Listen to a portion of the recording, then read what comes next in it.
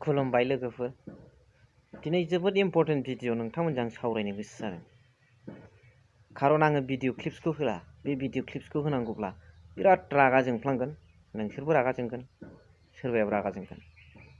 खारना जाहैबाय आं मोनसे खोथा खिथाग्रोनो नागिरदों जे आं जोबोद बेस्थ'मोन। मैया मोनानिफ्रायसो एसे फ्रि जादों। थांनाय जेखिनि सम बे समफ्राव न'खरनि सासे सुबुं देहा दुरबल जानानैहाय हस्पिटालाव बिराद बेस्थ' जानानै दंमोन। दा फ्रि जाबाय। दा बेखायनो मैया आङो माखासे निउसफोरखौ लाजोब्बाय आरो लोगोफोरनाव कन्टेक्ट खालामहरबाय जे ओरैया बोरै होननानै आङो माखासे कन्टेक्ट रायलायलायबाय आरो। दा बेवहाय आरो माखासे ससियेल मिडिया क्रिएटर्सफोर होनायफोरखौ नायनानै नुनो मोनबाय। जितेन मोसाहारि बिथाङा BPFनि जानानै बाइ इलेक्सननि केम्पेइनावहाय नैबे सिडली समस्थियावहाय इलेक्सन फोसावदिं मेलावहाय बाथौ धर्मखौ लानानै जाबादि खेंफोरथि होदों, खेंफोरथि होनायाव आंहा जेबो अबजेक्सन गैया, गियान होनायाव आंहा जेबो बादा गैया। नाथाय जायखि पार्टिनि जाया मानो, एनिवेयर फ्रम एनि पार्टि, बेवहाय धर्मखौ राजनितिखौ लाबोदेरनायाव आंहा अबजेक्सन दं। राकेशआनो जा जितेनानो जा बेवहाय अबजेक्सन दं। जाबादि बिथाङा बाथौ धर्मखौ लानानै बुंदों, बिनि बुंनायनि इन्टेनसना मोजांमोन, थिगैनो दं दे। आरो बिथाङा नाम्बार होनानै मिडियायाव बिथाङा फोरमायनानैबो लाफिनदों। नाथाय बुंनांगौ खोथाया बेल'नो, धर्मआव बोरै पलिटिक्स थानांगौ, पलिटिक्सजों धर्मखौ बोरै सरजाम हानांगौ। धर्म इसोर सिबिनाय बे बुस्थुआथ' पलिटिक्सजों मालाबाबो इसोर सिबिनानै इसोरखौ मोननो हाया। आरो जों इसोर सिबिनायाव मालाबाबो पलिटिक्स लाबोनो हाया। नोंथाङा जाय खोथाखौ बुंदों जे बांद्राय पलिटिक्सनि खोथाखौ बेयाव रायलायबाय थाबाबो बरिं मोनो, बेनिफ्राय धर्मनि माखासे नलेज होलांसै, थिगैनो दं। नाथाय नोंथाङा साननांगौमोन जे बियो मोनसे इलेक्सन केम्पेइनसो, बे धर्म सभाफोरनि माबा मोनसे मेल मिटिं नङा, मोनसे ससियेल अर्गानाइजेसननि मोनसे गामियारि पाब्लिक एवारनेस प्रग्राम नङा बियो, मोनसे ससियेल वार्क मोनसे हाबाफारि नङा बियो। बेयाव नोंथाङा धर्मनि खोथा बुंनो, बियो मोनसे राजनितिक सिडली फैगौ बिधान सभा इलेक्सननि थाखाय मोनसे राजनितिक बाइ इलेक्सननि थाखाय केम्पेइन खालामनाय राजनितिक फोथारसो बियो, राजनितिक केम्पेइनसो। बेवहाय नोंहा धर्मखौ सरजाबनाङा।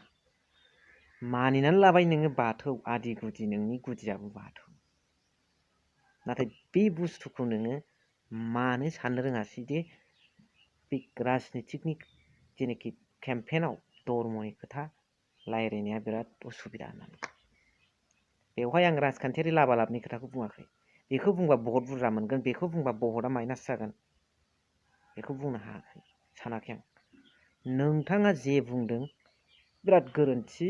जितेन मोसाहारि नोंथाङा BPFआव बबे समनिफ्राय लिडार जादों, बबे इयारनि बबे समनिफ्राय लिडार हिसाबै मावफैदों नोंथाङालाय?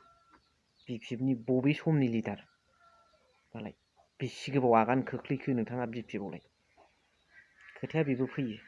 बेफोरबायदि खोथाखौ बुंनो एसे सिन्था खालामनानै, दैदेनगिरिब्ला एसे सिन्था खालामनानै खोथाफोरखौ रायलायजायो। बे जुगा ससियेल मिडियानि जुग हिसाबै मानिनानै लाबाय, दानस'दों माबा भिडिअफोरखौ मानिनानै लाबाय, दाजाबदेरनानै होदों इडिट खालामनानै।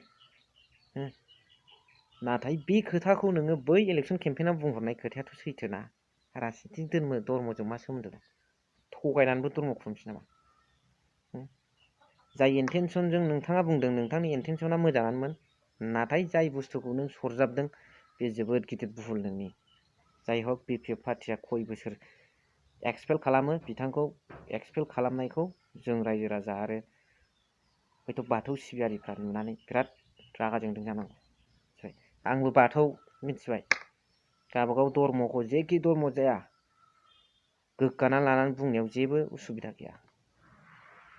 भारतबर्षआ मोनसे धर्मबासि हादर, बेयाव गोसोबादि धर्मखौ बासिनानै लानो हायो। आरो सेकुलार हादर हिसाबै धर्मनि खेथ्रआव खुनु बेक्तिगत धर्मनि खेथ्रआव रावबो आखाइ होनो मोना। बे राजखान्थियारि लाबालाबनि जायाथों मानो, पार्सनेल लाबालाबनि जायाथों मानो, समाजारि लाबालाबानो जायाथों मानो, धर्मनि खेथ्रआव आखाइ होनायखौ बन्द' खालामनांगौ। बेयो मोनसे सेकुलार भारतआ। जानाय जायै सानफ्रामबो बेदर गारनाय गारै बेफोर गासिबो खोथाखौ नोंथाङा जुदा प्रग्राम आलादा प्रग्राम सिभिलियान हिसाबै मोनसे ससियेल वार्क मोनसे ससियेल प्रग्रामफ्राव बुं, गियान हो, फोसाबनो नाजा। बर' हारिफोरखौ अनसायथारनो गोसो जादोंब्ला नोंथाङा अनसायग्राथारबा धर्म सभाफ्राव थांनानै बाथौनि गौथुम मिटिंफ्राव थांनानै बुंनानै नलेज हो, रायजो राजाफोरखौ एवारनेस खालाम। बे राजनितिकनि बे केम्पेनाव बे खोथाखौ बुंजायो नामा? बेदर जानाय जायै बेफोरबो आलादा खोथा। सोरबाया दुरबला जायाबानो आख' मोनो आरो सोरबाया जाबानो प्रेसार जायो, जानो हाया। सोरबाया समायथे समायथे बबेबा मोनसे नेम निथिखौ न'खरनि गारजेनफोरनि बा धर्मनि जेनोखि नेम निथि बेखौ लानानै सोरबाया बेदर जाया, सोरबाया समायथे समायथे गारो। आंनो गारो सम सम बबेबा बारायाव जाया आरो गोबावबो जों थानो हाया, दुरबल जायो, बेयाव जानांगौ जायो। बेफोरखौ बुंनांगौ गैया। नाथाय धर्म सभाफ्राव बुङोब्ला बे आलादा खोथा। नोंथाङा बिराद बुहुल जितेन मोसाहारि ना आरो राकेश ब्रह्म सार बिथाङाबो बिराद बुहुल थांनायाव बेबादि पलिटिक्सआ बिराद बै जिनाहारि पलिटिक्सआ बेनिफ्राय बेयो खुरियासिन। खारन बेवहाय पलिटिक्सखौ धर्मजों सरजाबबाय। बेखौ रावबो रायजो राजाया गनायनाय नङालै। आरो जितेन मोसाहारि बे बिथांखौ थाबैनो BPFनिफ्राय एक्सपेल खालामनांगौ आंनि मथेब्ला। खय बोसोरनि थाखाय खालामनांगौ, बेनिफ्राय उनफ्राव बिथाङा सुद्रायनायनि गेजेरजों सुद्रायलायनांगौबो नालाय, मानसिखौ चान्सबो होनांगौ नालाय, उनावहाय ओंखारफिननाय बे आलादा खोथा। नोंथाङा बेसे गोबावनिफ्राय BPFनि कर्मि आं बेखौ बुंनो थाङा, आं मिथियाबो। नाथाय बे खोथाखौ नोंथाङा इयुनाव जाहाथे भुल बेबादि धर्मखौ राजनितिजों दा सरजाबसै। जुदा फोथाराव जुदा आलादा रायलायनाया आलादा खोथा मोनसे पाब्लिक एवारनेस प्रग्रामफ्राव। नाथाय बिदियावबा जोंनो नांगौसो उन्दै उन्दै फंबाय बिनानावफोरनो बाथौनि नलेज, गियाननि, धर्मनि, गुबुन गुबुन धर्मनि स्टेन्डार्ड बोरै गियान आरजियो बेफोरखौ मिन्थिनाया मोजां।